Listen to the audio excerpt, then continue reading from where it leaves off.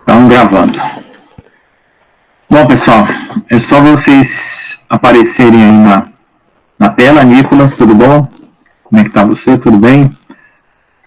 Os outros, por favor, cliquem na tela e apareçam. Quem tiver tela, isso, Fernando, obrigado. E quem tiver, a Ana Carolina, obrigado. Quem não tiver câmera, só manifesta, tá? Daniel, Augusto, Cassiano, se manifeste. Luan, oi. Luan, você tá sem câmera, né? Não, ok, Cassiano. Tá. Fernando já foi. Ana Carolina, tem mais alguém? Daniel. Oh, meu Deus. Apareceu aí, professor? Já apareceu, Daniel? Ah, você, Luan. Tá, obrigado. Daniel, você tem câmera aí, Daniel? Caguei também. Tem câmera aí, Daniel? Tá presente? Ah, oi. Não tem nada, tá bom. Então vamos começar a aula. Então, pessoal, vocês estão vendo aí que eu parei na última aula, foi sobre... essa aula, ela é a última aula da revisão da matéria que nós tínhamos dado na sala de aula. Próxima semana já começa a matéria nova. Então, eu não sei se vocês se lembram na sala de aula, eu fiz todas essas deduções, tudo aí, e essa matéria ela é bem analítica, é mais análise do que para poder entender os fundamentos do que propriamente fazer cálculo. Por isso que eu fiz bastante perguntas. Os cálculos que vocês vão fazer são cálculos de centro de massa e momento de inércia, que eu ainda vou passar para vocês.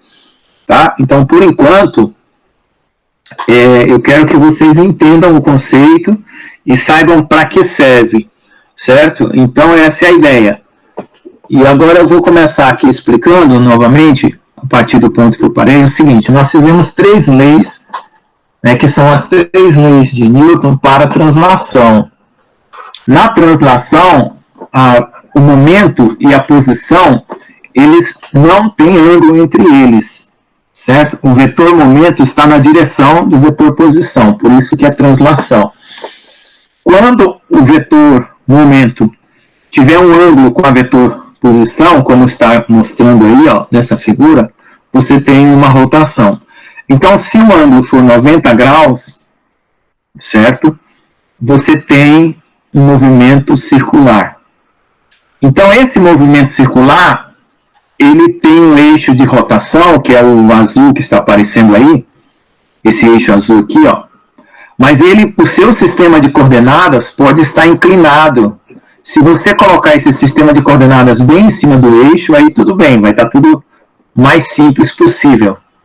Mas nem sempre isso acontece. Por exemplo, você pode ter um rotor, um eixo de um motor, que está girando inclinado em relação ao outro eixo, que é para você muito importante no seu sistema. Então é por isso que a gente trabalha com uma situação não tão simples assim.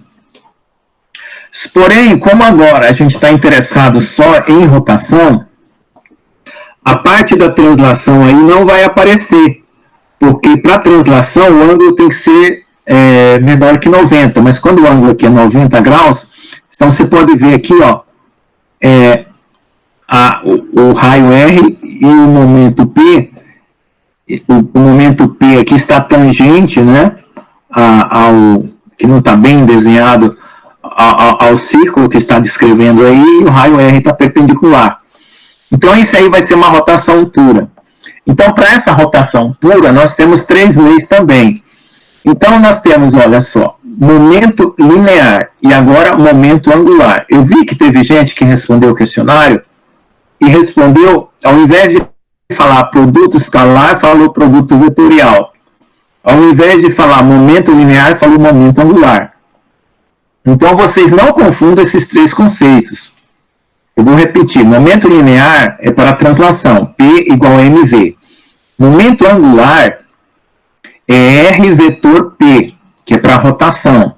E tem um momento de inércia, que já é uma outra coisa, que também é usada na rotação que a gente vai ver hoje. Então, vamos aqui descendo para vocês entenderem. Então, todas as quantidades aí que são tomadas em relação ao eixo de coordenadas é x, y, z, como vocês estão vendo aí, é no espaço. Então, essa rotação aí está sendo no espaço, né?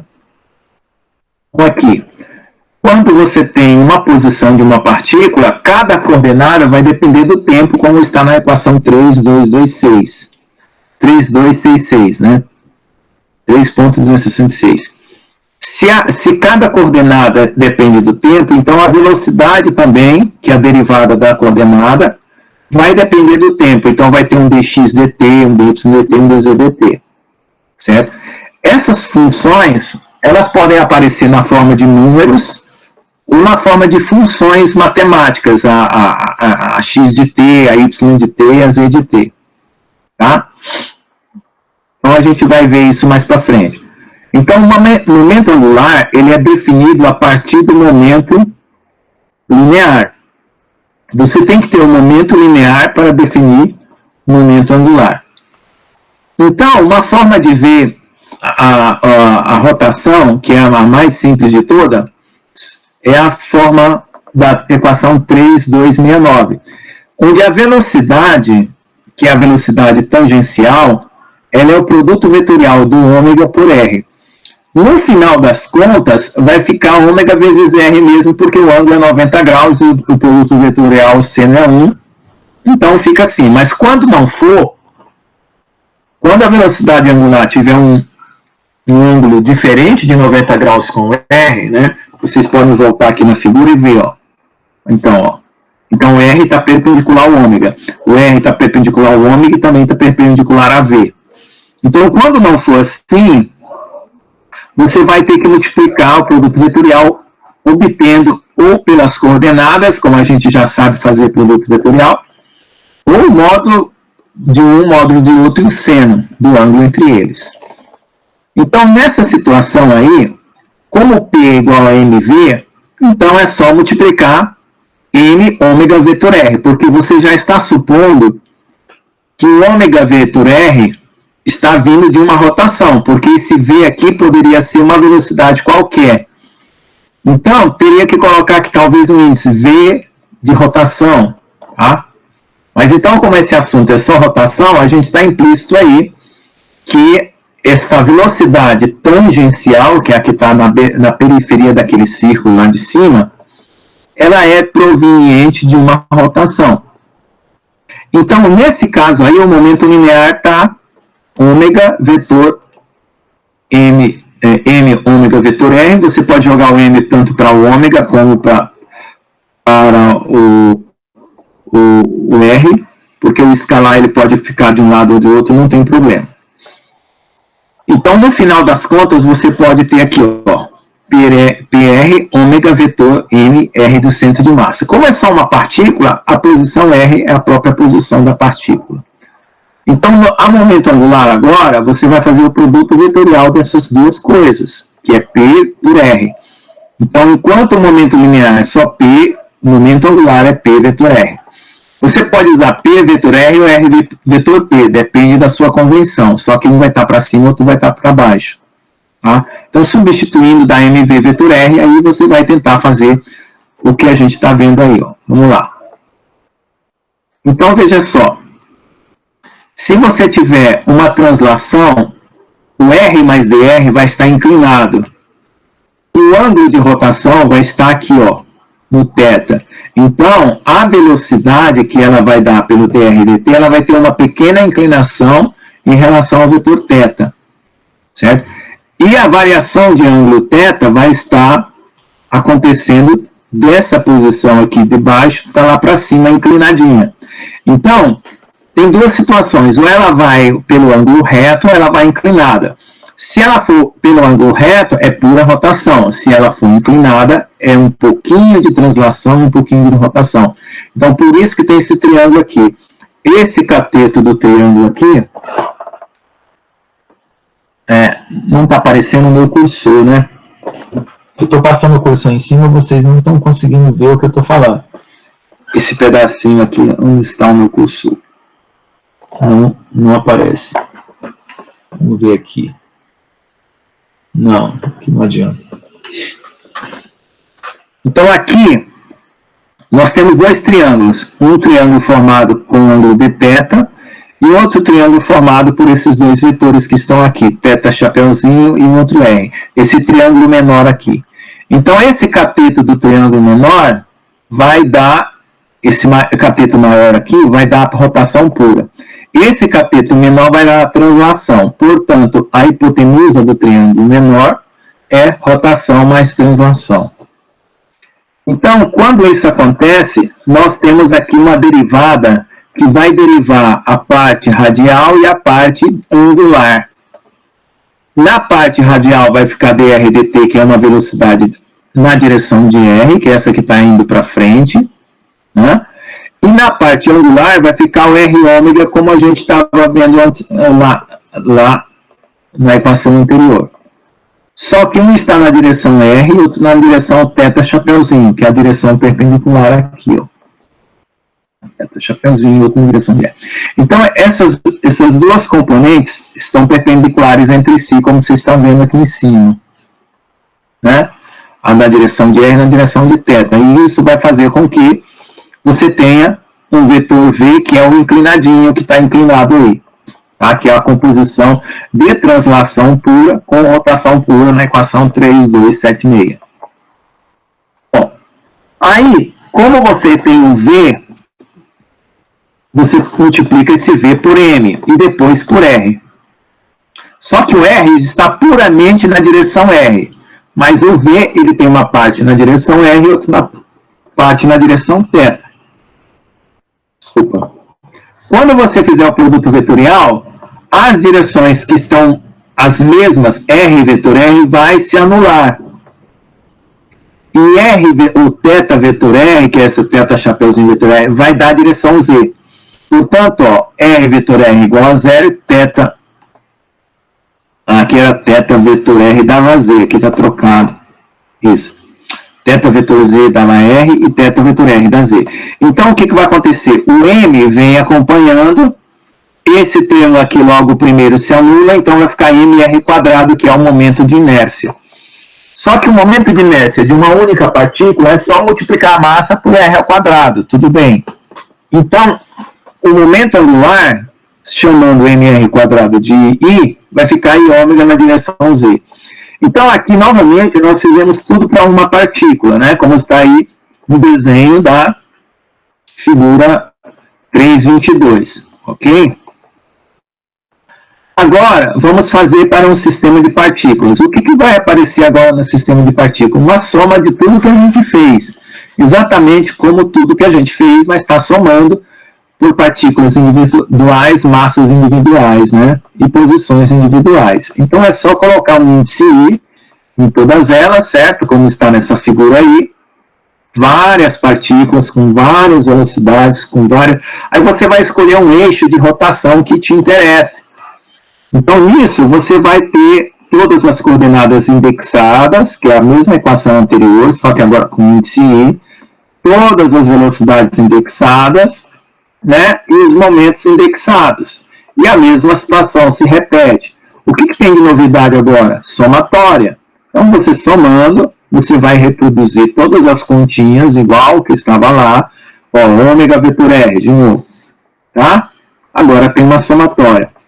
Quando você fizer os passos anteriores da somatória e do produto vetorial, que é o que já está na 3.291, tudo está se repetindo, carregando agora a somatória como uma novidade. Vai aparecer o dr e dt, que é o dr na direção r, mais o r dθ dt, que é o ômega. Vai aparecer a velocidade tangencial, radial, a velocidade tangencial para aquele triângulo que já foi mostrado. E quando você multiplicar por n, né, e multiplicar por r, vai ter o produto vetorial que vai se cancelar, o produto R vetor R vai se cancelar e o produto θ vetor R vai para a direção Z. Agora, você tem o somatório de ΔMr², que antes era só mr², agora é uma somatória. E isso aqui você vai chamar de momento de inércia, como a gente chamou lá no outro lá. Então, o que nós temos aqui de resultado importante? Que toda vez que você tiver uma partícula, você pode calcular o momento angular pegando mr², né, vezes ômega. Mas se tiver um sistema de partículas, você vai ter que somar MI/RI² para todas as partículas. Isso vai dar um número. Esse número é o I. E vai multiplicar por ômega, você tem um momento angular. Então, o momento angular é assim como o momento linear, né? Um é para translação e outro para rotação. O momento linear para rotação, o momento angular para momento linear para translação e momento angular para rotação, é a primeira lei, é o estado de movimento, que pode ser translação, que pode ser rotação, é um estado. Então você pode pensar assim, onde que eu vejo um estado de translação? Se uma superfície fosse perfeitamente lisa e não tivesse a resistência do ar, a translação ela era infinita. Você soltando uma bola numa mesa infinita, ela nunca pararia, porque é um estado de movimento de translação, mas você tem atrito e resistência do ar, uma hora ela para. Mas e de rotação? Uma coisa que está girando e não para. Os planetas, certo? Os planetas, eles estão girando em torno do Sol por rotação pura. Ou uma rotação, sim. Embora alguns tenham uma órbita elíptica, mas é rotação. Então, o que vai acontecer? Esse movimento, ele é perpétuo, ele não para. Então, a Terra gira em torno do Sol, a Lua gira em torno da Terra, né? Marte gira em torno do Sol, com movimento perpétuo. Então, você consegue medir o momento angular se você souber a massa da Terra, no caso, ou a massa da Lua, depende do planeta que você quer calcular, o raio, né, de giro. Aí você vai ter o quê? O momento de inércia, multiplicado pela velocidade angular, que como que calcula a velocidade angular da Terra ao redor do Sol? Né? Você pega o tempo que a Terra leva para girar ao torno do Sol, 365 dias, né? Certo? E faz o 360 graus dividido por 365 dias. Né? Você vai ter aí, ângulo por tempo. Então, o ômega vai ser ângulo por tempo, velocidade angular. O ângulo é 360 graus em 365 dias. Na antiguidade, o 360 graus era dividido por 360 dias, porque o ano na antiguidade era 360 dias, não era 365. Por causa da circunferência, né? Aí apareceu essa mudança. Oi? Posso fazer uma pergunta? Pode, claro. A gente pode calcular a velocidade angular mesmo a órbita sendo elíptica? Pode, não tem problema nenhum. Porque a velocidade angular não leva em conta o raio. Embora o raio da elipse mude para a posição que você tem como referência, que é o foco, a velocidade angular não vai mudar. Aliás, deixa eu ver... sim. É que daí vai entra ter aquela... Kepler. Isso, áreas iguais em tempos iguais. Isso. Aí vai exatamente, quando ele estiver próximo do Sol vai andar mais rápido, e quando estiver longe vai andar mais devagar, né? Porque para compensar o raio, né? Uhum. Então, raio mais curto, velocidade mais rápida, e raio mais longo, velocidade mais lenta. Aí o momento angular é o mesmo, tá bom? Beleza. Obrigado, professor. Desculpa, então. Vai ficar uma constante, é por isso... e outra coisa, por que as órbitas estão num plano? Para conservar o momento angular, porque se inclinar, Plutão é o único planeta que tem uma órbita meio maluca. Mas o momento angular dele se conserva naquela órbita. Só que, para o resto dos planetas, todos estão num plano, né? Mas é por causa do... Ele tenta manter um equilíbrio, né? A órbita mais estável é no plano, né? Na verdade, se fosse só um planeta, você ia ter um plano só. É porque o Plutão entrou de engaiato no navio. Ainda está em processo. Não sei como é que é. Mas eu acho que ele veio de um outro sistema, sabe? É que nem a história do Nibiru aí que tá para vir. Ele vem inclinado. Então é por isso que ele tem essa perturbação aí, tá? Beleza. Bom, então, momento angular é uma coisa muito importante, porque se vocês vão assistir no vídeo lá, conservação do momento angular, vocês procurem lá, o cara fazendo uma experiência numa cadeira, com uma roda de bicicleta. Então assistam bem esse vídeo para vocês entenderem o que é momento angular. O momento angular, ele se conservando, ele permite que a bicicleta se mantenha no plano, de pé, né? As rodas se mantenham de pé. Entende? Porque se não tivesse momento angular, você não conseguiria andar de bicicleta. Porque quando você ficasse de pé com as rodas, ela cairia para um lado ou para o outro. Mas como elas estão girando, elas mantêm o equilíbrio. Tá bom? Vamos lá. Agora o que vem de novidade? Saímos da partícula, sistema partícula, sólido. O que vocês acham que vai acontecer? De somatória vai passar para integral. Como o nosso objetivo é sempre sólido, vocês entendem a sequência e agora vocês guardam o estado final da situação. Então, no sólido, olha lá. O desenho que está aí do sólido, esse desenho aí que todo o sólido está girando, inclinado por um determinado eixo. Então, aquele monte de partículas que estavam separadas, agora todas estão coladas umas às outras, e como forma um sólido, você pode subdividir ele no tamanho que você quiser. Então, essas partículas, elas vão ter posições indexadas de forma idêntica, certo? Com velocidades também, só que agora você vai indexar as massas e vai fazer o limite dessas massas tendendo a zero, que é para poder ficar cada vez menor, aumentando o número. À medida que diminui a massa, aumenta o número de partículas, certo? Porque você vai fazer uma somatória para todas as massas. Então, as equações são as mesmas, VI igual a ômega e RI, tudo igual, só que a somatória tem um limite agora na frente. Então, todo esse símbolo de limite de ΔNI, somatório, você vai trocar por uma cobrinha chamada integral, só isso. Então, essa integral e essa somatória é a mesma coisa, só porque você não gosta de ficar olhando para esse símbolo tão complicado, você joga uma coisa mais simples para visualizar melhor. Não tem como provar que uma coisa é igual a outra, porque é uma identidade, é uma mudança de notação, certo? Então, tudo que a gente fez vai aparecer na forma de integral. Então, o momento resultante vai ser integral de ômega R dm. Agora, você integra em dm. Quando você tiver uma geometria cilíndrica, o dm vai ter uma geometria cilíndrica. Se for retangular, o dm vai ser retangular, e se for esférico, o seu dm vai ser esférico. Então, vai ter que adaptar esse dm conforme a sua geometria do seu corpo. E aí, para o caso de uma rotação que não dependa da massa das partículas, você pode jogar isso aí, ó, separado, o ômega, né? Separado.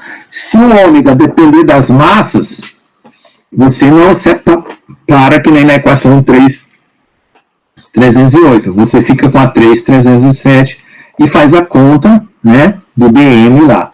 Então, ainda essa matemática, ela é uma matemática preparatória, porque vocês não estão pegando nenhum exemplo prático para calcular, mas eu vou dar exemplos práticos para vocês calcularem usando essa equação 3,307 ou a 3,309, pode ficar tranquilo, tá bom?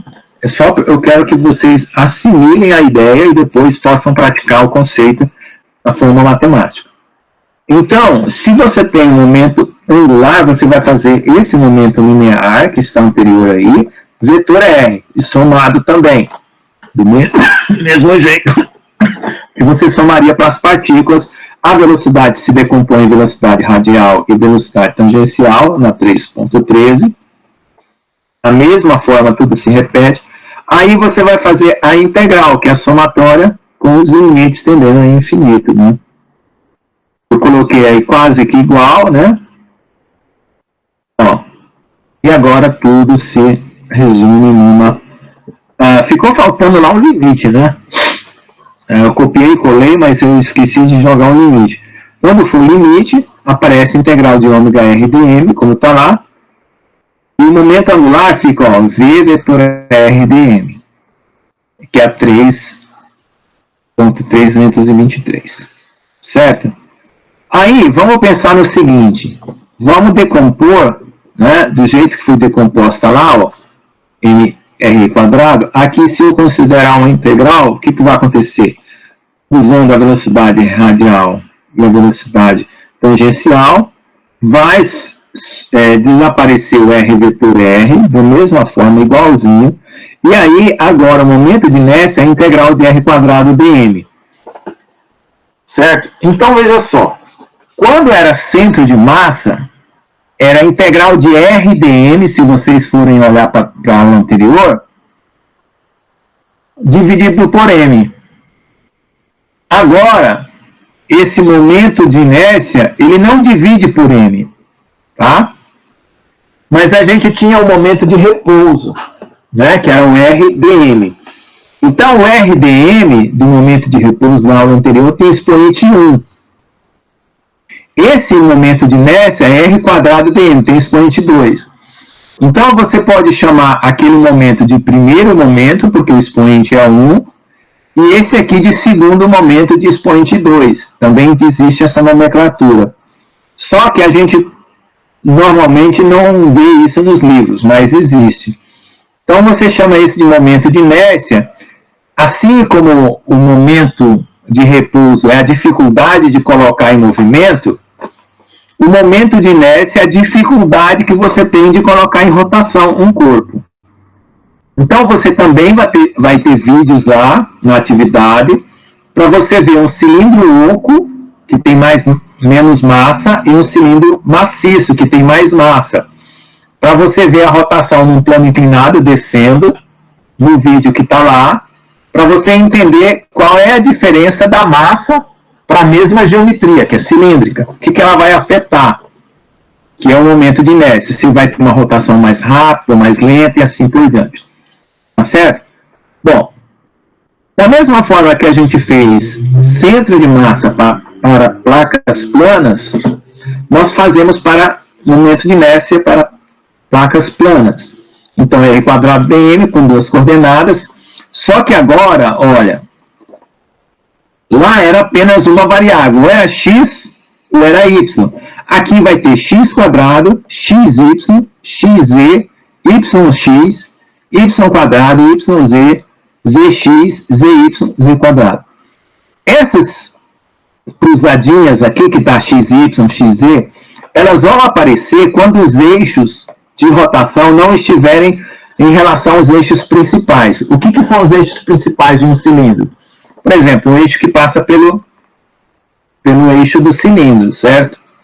Então, se um cilindro estiver rodando inclinado, vai aparecer esses momentos cruzados aqui. Se não, vai aparecer só em relação àquele eixo que ele está rodando. Tá? Então, aí, se for uma área, você considera sigma dA, né? Se for uma densidade de massa por área, né? E se for... porque na engenharia civil, quando você divide o momento de inércia pela densidade, fica só x ao quadrado dA, y ao quadrado dA, ou xy, ou xz. Então, na física, você considera como a massa, né? Como na equação 3.331. Na engenharia, você não considera a 3.331, mas a equação 3.334, tá? Ou a 3.335.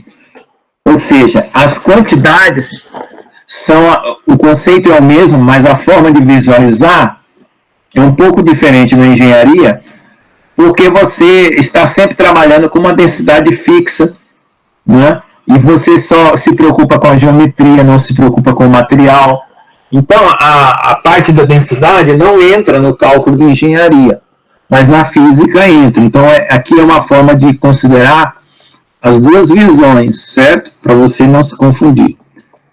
Então, se o corpo for tridimensional, né, nós vamos considerar as 3 coordenadas. Peraí, deixa eu voltar aqui, porque eu só pensei. Aqui, isso. Nós vamos considerar as 3 coordenadas, lá considerou 2, né? Ali eu considerei 2, é o seguinte, por que tem o Z ali aparecendo?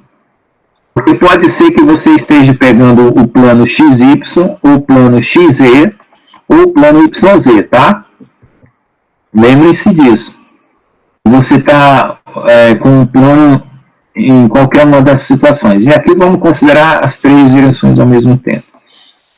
Então, ó, novamente a mesma coisa se repete, vai ter o x quadrado, y quadrado, z quadrado, xy, xz, yz. E aqui vai formar uma matriz, ó. Tá? Essa matriz, tá? Agora, você pode ter momento de inércia para um fio, né?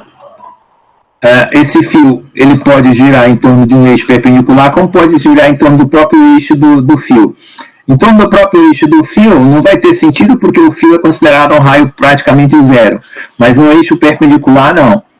Então o fio pode girar no eixo perpendicular. Uma placa, né, que tem vários eixos aqui para girar, inclusive o eixo X, o eixo Y e o eixo Z que perfura a placa.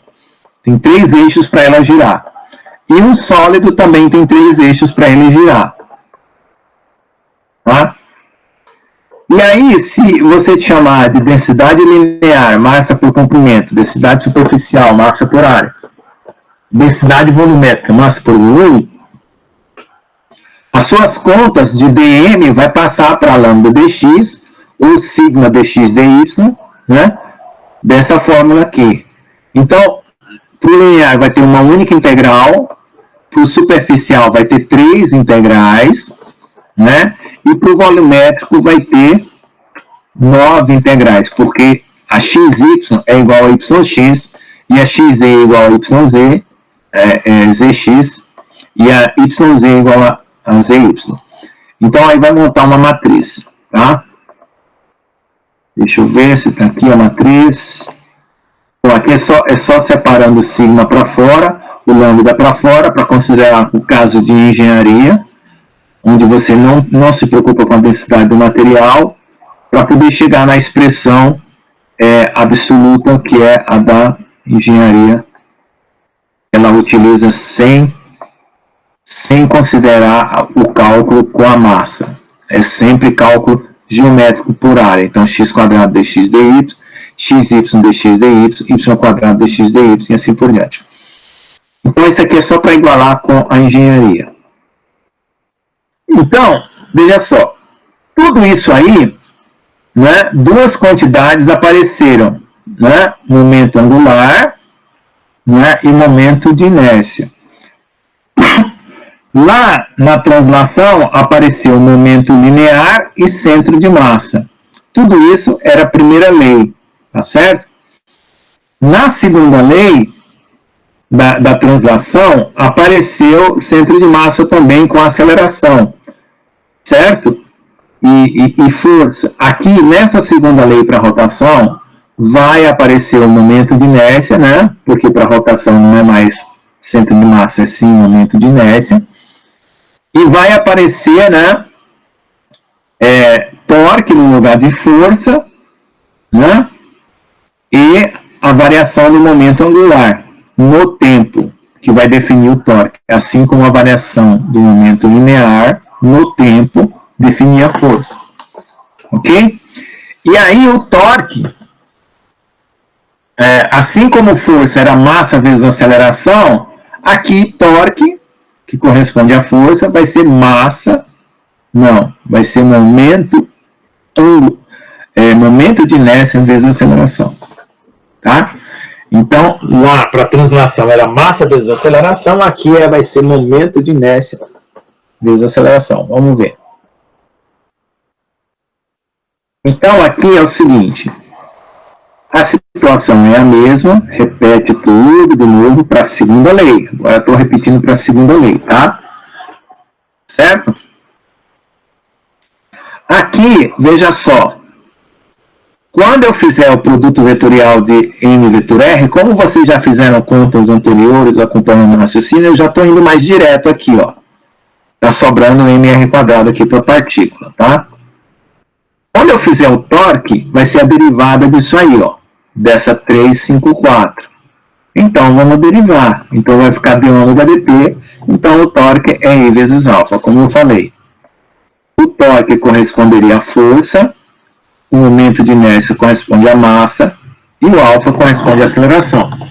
Então, aqui, no caso da rotação, né, foi trocado força por torque, massa por momento de inércia e aceleração por aceleração angular. Tá? Se você derivar explicitamente o P vetor R da forma como ele é uma definição de momento angular, você também verifica que o torque pode ser calculado, né, porque esse produto vetorial momento linear vetor velocidade vai dar zero, que é mv vetor v, que é zero. Então, você também verifica que torque é força vetor R. Ótimo, então já tem as duas coisas. Né? Tem as duas coisas. Aqui em cima, torque vetor R e tem o I ômega aqui, ó, o I alfa, né? O I ômega e o I alfa. Aqui. Então vamos para sistema de partícula. Repete tudo para sistema de partícula. O que vai aparecer? Somatória. Tudo se repete com somatória. Então isso aqui é uma repetição exaustiva, que é para vocês fazerem essa síntese de comparação. Exatamente para vocês acompanhar no caderno, fazendo as comparações e guardar essas relações memorizadas, com o entendimento da situação. Porque depois, na prova, vocês só vão calcular consultando a fórmula, não vai ter problema, pode consultar à vontade, ok? Aí você vai interpretar o momento de inércia, o momento angular, né? E responder as coisas só fazendo contas de cálculo de um centro de massa e momento de inércia, tá? E substituindo nas fórmulas que já estão no livro, na apostila, na forma como você acompanhar, tá? Então, vocês podem consultar as fórmulas à vontade.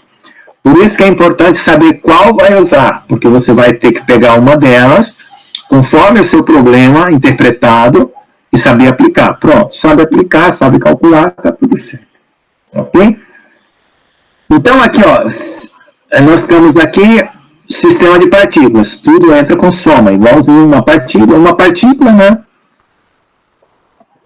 Lá no Nordeste tem um ditado que diz: o cesteiro que faz um cesto faz um cento. Então, se você sabe fazer para uma partícula, você faz para 100 mil, só somar.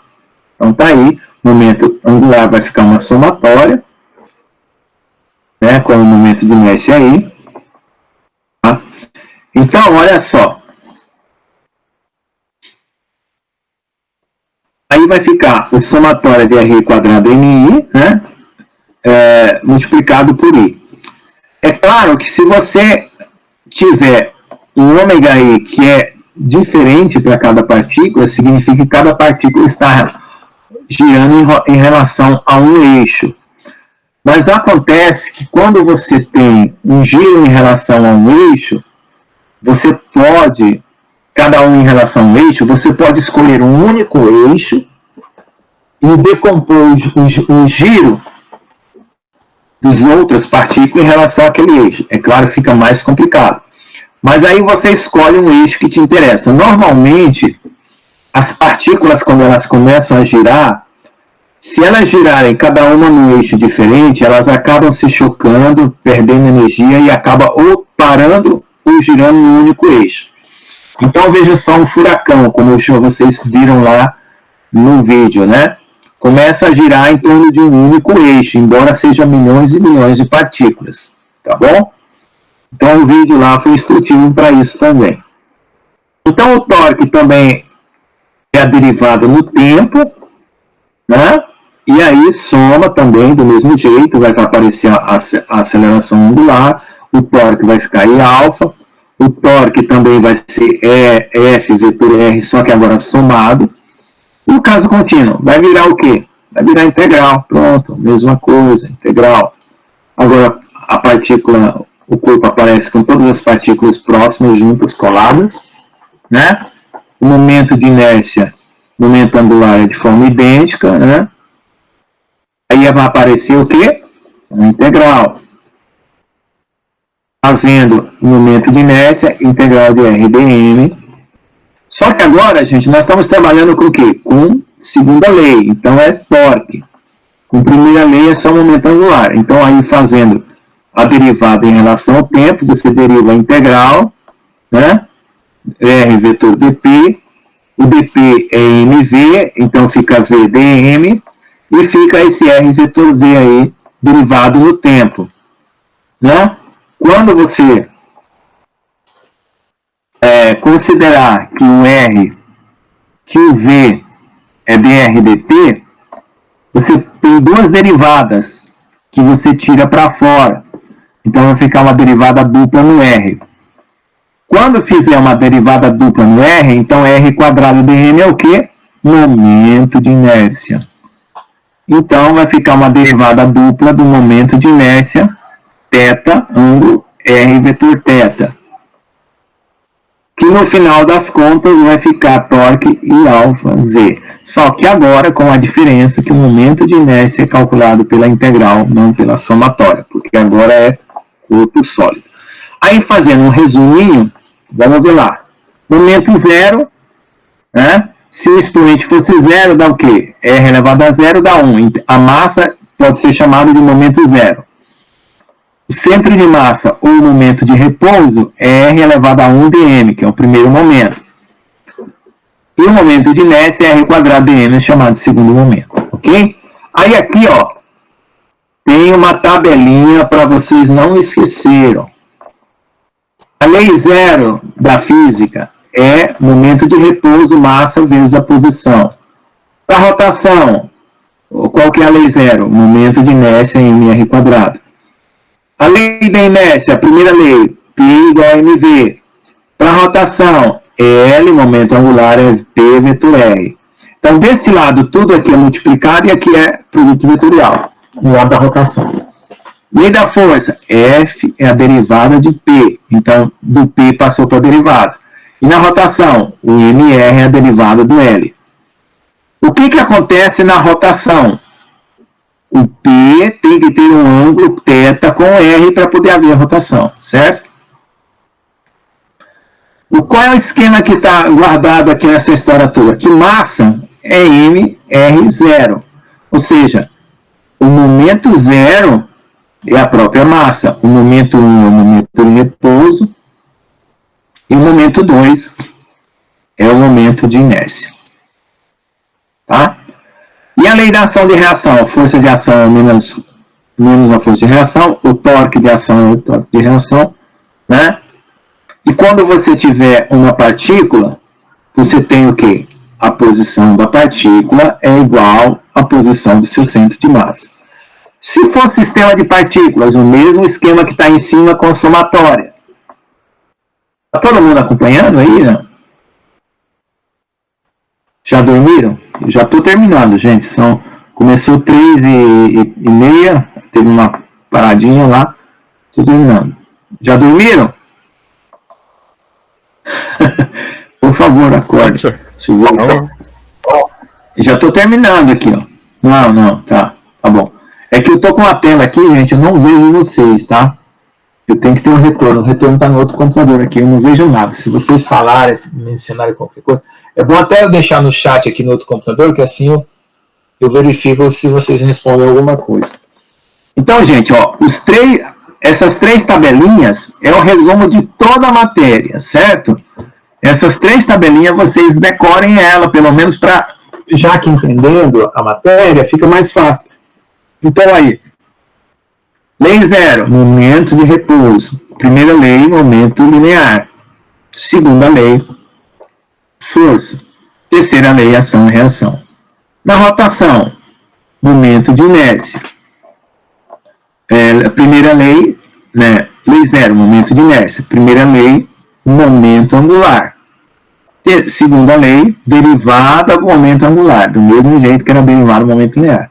Terceira lei, momento de ação, momento de reação.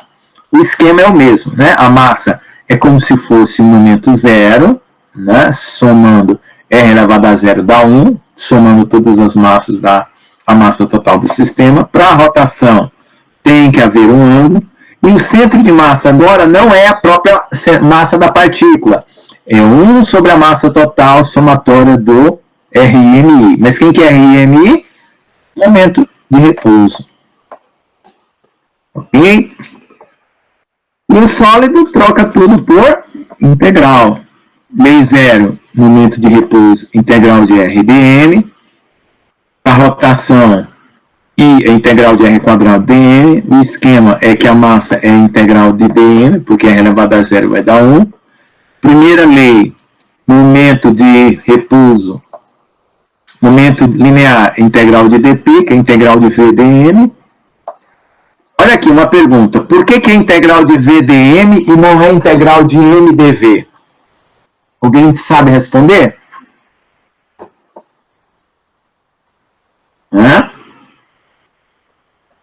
Por que no sólido a integral é VDM? Não podia ser integral de MdV? Alguém sabe responder? Hein, Luan? Sabe responder por que é integral de VDM e não integral de MdV? Então, vou explicar para vocês. Essa integral que estou mostrando aqui, ó, da lei da inércia. Por que é integral de VDM e não é integral de MdV? Podia ser a VDM ou MdV. Os dois dão a mesma quantidade. Por que não é? Não, porque o que está variando é a massa, né? Isso, está variando é a massa. Muito bem. Agora também tem uma outra coisa. Por exemplo, se fosse integral de MdV, quem estaria variando é a velocidade e a massa estaria dependendo da velocidade, né? Aqui a velocidade está dependendo da massa, tá bom? E ainda você está considerando que a massa, né? Cada massa tem uma única velocidade. Se fosse integral de MdV, cada massa poderia ter várias velocidades. Então, você não estaria com uma subdivisão muito perfeita. Ou seja, você fez um refinamento subdividindo o sólido em pequenas massas, mas a massa ainda ficou com duas velocidades dentro do tamanho daquela partícula. Então, você subdivide de novo para que cada massa tenha apenas uma única velocidade. Tá? Então, vamos lá. Então, a integral do momento angular é R vetor dp, fica VRdM, né? Essa forma final aqui, porque o M, né, ele fica como variável de integração e o V e o R ficam para dentro aqui, ó. Lei das forças, integral de dF, né? Essa integral aqui, ela é uma derivada meio estranha, né? Mas da forma como está aqui, é só você fazer vamos dizer aqui, da forma como eu escrevi aqui, ficou meio estranho, né? Integral de df, que é integral de dp dt, mas você pode fazer essa derivada aqui para dentro, como um diferencial, e vai ficar derivada dupla de p em relação a t, né? Ou então você abre o p em mv e vai ficar derivada dupla. Então, aqui, na verdade, quando você estiver trabalhando aqui, eu vou explicar mais para frente, que você divide, quando é um sólido, você divide a força por volume, para não aparecer dessa forma aqui. Tá? E aí, quando você derivar em relação ao volume, né, a força vai ficar força por unidade de volume, e você troca o ddv, que apareceria aqui, por ddt, você troca a ordem das derivadas, ficaria ddt de dpdv. Tá? Mas isso eu explico mais para frente. Então, a mesma coisa acontece aqui. Tá? Esse quadrinho aqui cortou aqui, ó, o dm, né? Ficou pequeno aqui nessa versão. Essa primeira versão do livro vai ter bastante erros, eu vou dando aula. Eu vou ter que imprimir isso aqui, corrigindo esses erros, para na próxima versão já. Teve alguns sinaizinhos aí que eu vi que não apareceu. Bom, então, ó, Eu vou fazer esses problemas passarem lá para os formulários, tá? Se vocês quiserem já anotar esses problemas para resolver, já pode anotar como está valendo, tá? Não esperem chegar lá no formulário, mas eu vou tentar fazer essa semana, tá? Tá certo? Então nós temos 10 probleminhas aí relacionados a esse último capítulo, tá? Então com isso eu encerro a minha revisão daquilo que eu já tinha dado em aula. Então qual é o objetivo dessa parte da matéria? O que vocês precisam aprender? Saber as 3 leis para translação, as 3 leis para rotação, saber calcular centro de massa e saber calcular momento de inércia de figuras. Ok? Então eu vou cobrar um cilindro, uma placa, né? Uma esfera, calcular centro de massa e momento de inércia. Tá bom? Ok? Então a aula está encerrada, a aula teórica. Vocês podem fazer pergunta desde a aula anterior e a gente explica usando aqui os recursos que puder, tá bom? Deu 1 hora certinho. Podem fazer perguntas. Vocês querem economizar tempo? Eu preciso dar 17 horas aulas, viu, pessoal? As perguntas são facultativas. Se não houver perguntas, eu continuo com aulas, porque eu tenho que ter um conteúdo de 17 aulas, incluindo perguntas ou não. Tá? Se ninguém tiver perguntas, todas as 17 horas aulas vai ser de teoria, salvo o debate, né? Quando tiver debate, né? Nessa primeira parte aí, você já tem notas aqui, eu já fui lá na universidade, eu peguei as notas de vocês dos primeiros dias de aula aqui, dos trabalhos que vocês já entregaram, tá? Você vai se juntando as notas dessas tarefas que eu estou dando aí. Então, essa semana aí, eu pretendo soltar alguma atividade para vocês nesse sentido, tá bom? Então, aí nós estamos encerrando essas leis da mecânica newtoniana. Vocês assistam os vídeos, tá? A aula gravada vai ter 2 aulas gravadas, porque nós interrompemos na sessão 3.7 e hoje continuamos na 3.8, tá certo? E vai ter conceitos fundamentais da física, que é um vídeo, né? Vai ter lei da inércia, que é para vocês entenderem a inércia, o cara andando de skate. Espero que esse vídeo ainda esteja lá no YouTube, senão eles me tiraram. Centro de massa, também uma explicação em vídeo. Aplicação simples da lei de Newton, se vocês já não assistiram, está lá, como calcula a aceleração. Questionário, tá? Questionário sobre o sistema de partículas e tudo. O centro de massa e momento de inércia é um vídeo também. Ok? Então, a próxima aula é mecânica do ponto material. Nessa mecânica do ponto material, o que nós vamos ver? Praticamente a mesma coisa, só que agora nós vamos fazer corpos com geometrias definidas, tá? Ou seja, o corpo vai ser ou cilíndrico, ou esférico, ou uma barra, tá certo? Então, essa mecânica do ponto material aí, eu já vou começar a definir as geometrias. Como o corpo é rígido, né? Toda a situação vai acontecer em torno do centro de massa, né? Como a gente viu aí. Tá? No segundo semestre é que aí o centro de massa muda de posição porque o corpo se deforma. Então, eu já tenho aqui catalogado os exercícios de vocês, né, do debate 1, né, dessa turma. Nicolas, Luan, Fernando, todo mundo tirou a nota máxima, né? Então, não tem problema. E tem aqueles resumos que vocês entregaram anteriormente também, que vai contar ponto. Tá? Então, eu vou dar um ponto por presença. Na aula, vai ganhar um ponto só por estar presente, por isso que eu vou conferir esses essas aparições em vídeo ou pelo microfone. E vou considerar os formulários respondidos no Google, né? Essas atividades que estão sendo colocadas por capítulo. Tá bom? Ninguém vai fazer pergunta? O Nicolas não vai fazer pergunta hoje? Ele falou que tinha bastante matéria. Nicolas, você vai ter... já, tá bom. É verdade, eu esqueci.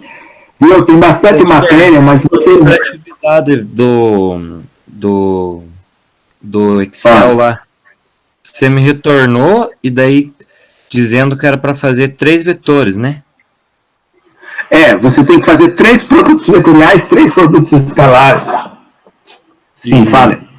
No caso, que nem eu montei lá ela para calcular produto escalar, vetorial, tensorial. E daí o que seria fazer os 3? Botar 3 valores diferentes? Tipo, 2 vetores? Isso, exato. Você pegou 2 vetores, certo? Uhum. Aí você fez as 3 situações. Pegue mais outros 2, depois mais outros 2.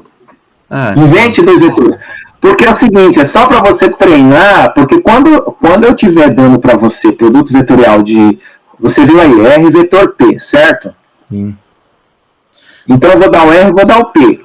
Então se você já sabe fazer com números, você vai treinando para você quando pegar com letras, você também faz com letras. Tá? Com funções. E aí depois substitui o valor. Então é só um treino, é que nem chutar a bola no gol. Começando a fazer gol, quando chegar a hora do jogo, você está sabendo chutar bem. Tá bom? Tá bom. É só isso aí. Aí você vai fazer o seguinte. Quando eu der o exercício com funções, função R vezes uma função vetor P, você pode fazer algebricamente, como você pode fazer numericamente. Você vai ter a planilha para te ajudar a conferir o resultado. Ok? Aí quando você tiver que responder uma questão, você já sabe se a questão está certa ou está errada, né? Porque você tem uma planilha resolvendo o cálculo para você, né? Desde que você coloque todos os números certinho. Ok? Tá bom, gente. Então é isso aí. Espero que vocês pratiquem bem as coisas aí que eu ainda vou... Eu vou postar porque eu estou esperando, né? Aqui tivemos alguns problemas nas atividades, mas dá tempo eu postar a próxima atividade para vocês fazerem, como que fala? Porque essa mecânica do ponto material aí, praticamente é o mesmo assunto com o cálculo direto de centro de máximo momento de inércia. Então, o que eu pedi de centro de máximo momento de inércia nos questionários, ou mesmo aqui nessa apostila aí que já tem no final aí desse capítulo 3, já tem no final dele uma lista de exercícios, vocês podem começar a encarar essa lista aí. Aí quando for no formulário, vocês já vão só respondendo lá, tá? Bom? Vou transformar elas para formulário, mas aí vocês podem já pegar aí, abaixando o PDF aí, e começar a fazer. Porque esse capítulo 3 já está envolvendo esse material aí, né? Esses 2 questionários, e o capítulo 4 vai envolver esses cálculos. Aí vocês já podem entregar, à medida que vocês for fazendo, eu vou postar no questionário lá no formulário e vocês ficam com a atividade capítulo 5. O capítulo 4, aliás. O capítulo 5 é uma distinção dos materiais. Tá? E o capítulo 6 é a análise de equilíbrio desses corpos, né? Dessas coisas. E o capítulo 7 é o equilíbrio estático. Então, como esse módulo vai ter 17 horas aulas, então ele vai seguindo aqui, pela minha programação, deixa eu ver aqui, até onde ele vai. Deixa eu ver.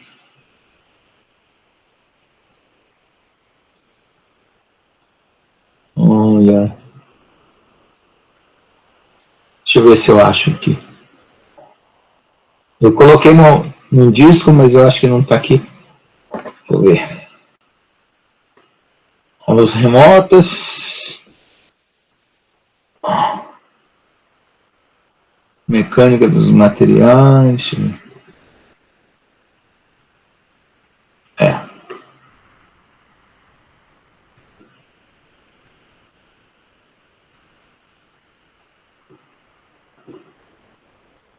Vamos lá, vamos ver esse primeiro módulo aqui. Mais um módulo encerra a matéria. Então, esse aqui foram as 3 aulas, né, que foi uma aula por semana já, estamos na 3ª semana. Vai ter a dinâmica, que é o capítulo 5, né? E mecânica do ponto material. Isso. Materiais contínuos sólidos.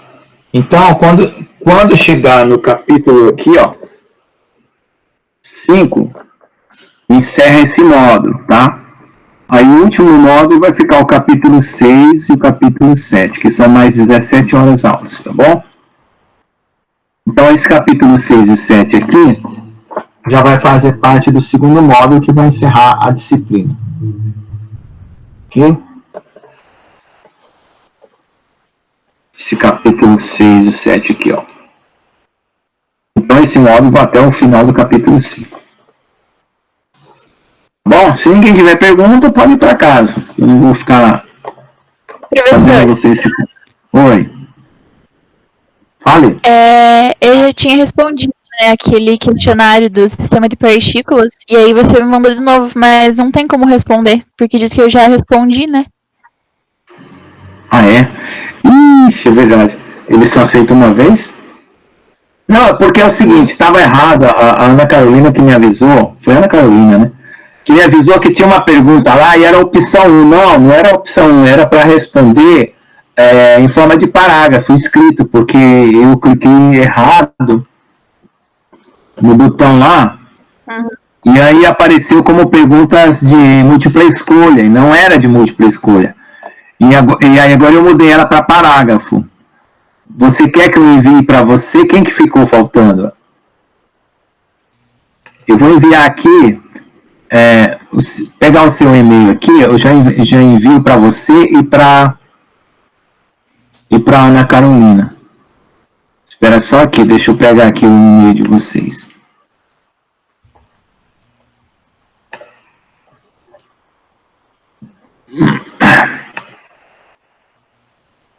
Espera aí. Opa.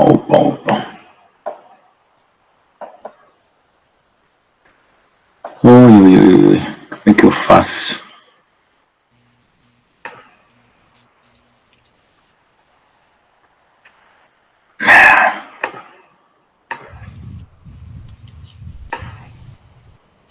Cassiana e Ana Carolina, né? Vamos ver aqui o que eu faço aqui. Enviar e-mail.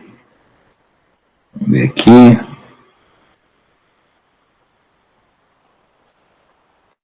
É só um pouco aí.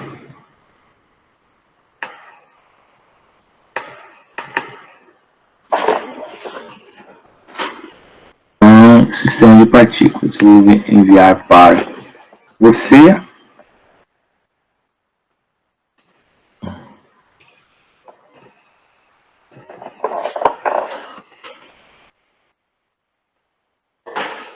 Não sei se é uma vírgula, só um ponto. Tá.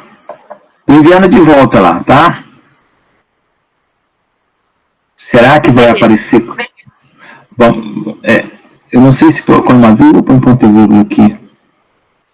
Entre um e-mail e outro. Será que é ponto e vírgula?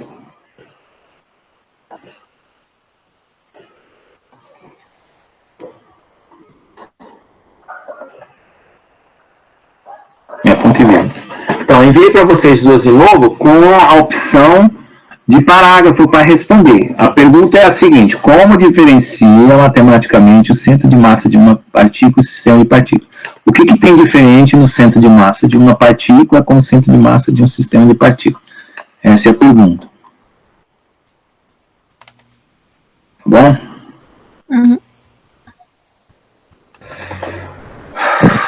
Então, são 3 pontos. perguntinhas, né? Aham. Sim. Tá bom. Beleza, Tá bom? obrigado. É só para pegar de nada. Os da lei de Newton tá aí. Como se define o momento linear, é quantidade de movimento. Ou teve um que respondeu com o produto vetorial. Não, é produto escalar. Momento linear é produto da massa vezes a velocidade. Quantidade de movimento de uma partícula. Aí responderam como se fosse momento angular. Não é isso. A definição de centro de massa serve para complicar, para simplificar, não sei dizer. Como define força resultante? Momento angular é definido como? Momento de inércia serve para quê? Tá? Então tá aí. São 2 questionáriozinhos aí só para sondar se vocês entenderam a matéria. Porque aí eu vou colocar umas questões de cálculo. E aí com esses conceitos e o cálculo aí já tá tudo bem. Tá? Bom, se não tem mais perguntas, podem ir para casa. Eu vou parar aqui a gravação, ok? Todo dia eu estou aprendendo de novo, que onde que para. Vamos fazer perguntas? Não, né? Então podem ir para cá, vocês já consideram a aula dada. Tchau, tchau. Obrigado, professor. Até a próxima. De nada. Até a próxima. Se quiser conversar sobre Beirute, estou aqui também.